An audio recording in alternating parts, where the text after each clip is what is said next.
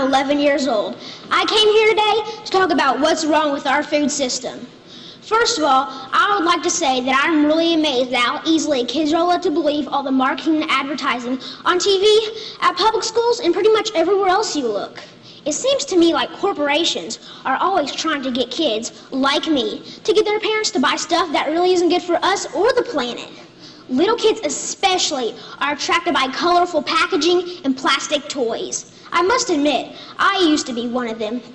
I also used to think that all of our food came from these happy little farms where pigs rolled in mud and cows grazed on grass all day. What I discovered was this is not true.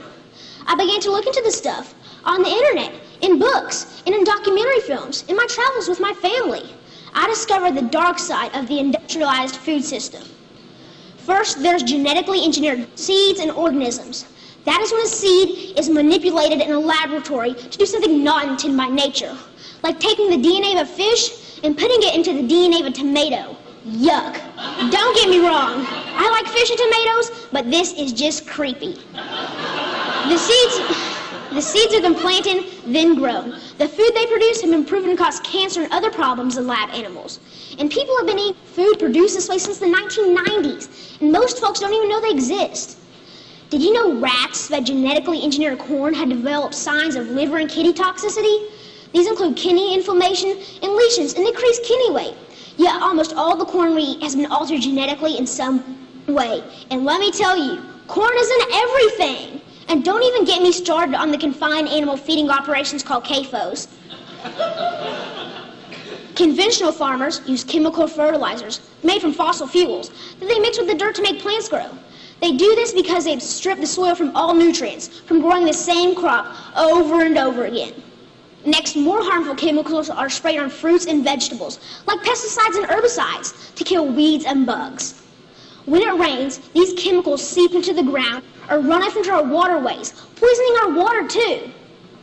Then they irradiate our food, trying to make it last longer, so it can travel thousands of miles from where it's grown to the supermarkets. So I asked myself, how can I change? How can I change these things? This is what I found out. I discovered that there's a movement for a better way. Now, a while back, I wanted to be an NFL football player. I decided that I'd rather be an organic farmer instead. That way...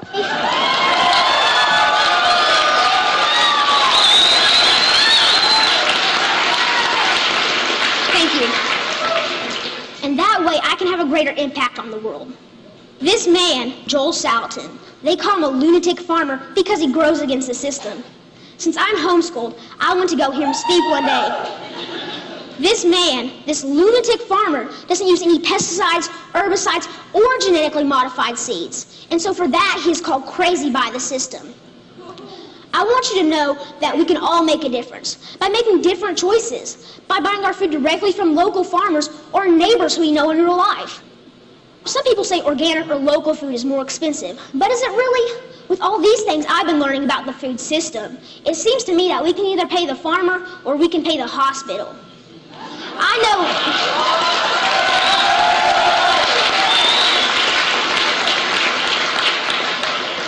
I know definitely which one I would choose. I want you to know that there are farmers out there, like Bill Keener and Sequatchie Coast Farms in Tennessee, whose cows do eat grass and whose pigs do roll in the mud just like I thought. Sometimes I go to Bill's farm and volunteer so I can see up close and personal where the meat I eat comes from. I want you to know that I believe kids will eat fresh vegetables and good food if they know more about it and where it really comes from.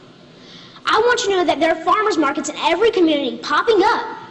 I want you to know that me and my brother and sister actually like eating baked kale chips. I try to share this everywhere I go. Not too long ago, my uncle said that he offered my 6-year-old cousin cereal. He asked if he wanted organic toasted O's or the sugar-coated flakes. You know, the one with the big striped cartoon carrots on the front. My little cousin told his dad that he would rather have the organic toasted O cereal because Burke said he shouldn't eat sparkly cereal. And that, my friends, is how we can make a difference, one kid at a time. So next time you're at the grocery store, think local. Choose organic, know your farm, and know your food. Thank you.